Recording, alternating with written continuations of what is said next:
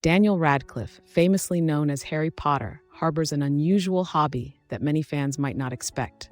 Away from the glitz of Hollywood, Radcliffe enjoys delving into the world of intricate jigsaw puzzles, often opting for bizarre or downright weird themes. His collection includes enormous puzzles depicting surreal landscapes and whimsical creatures.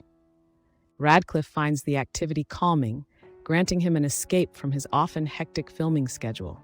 He's been known to spend hours piecing together intricate designs, revealing a side of him that blends patience, dedication, and a dash of eccentricity.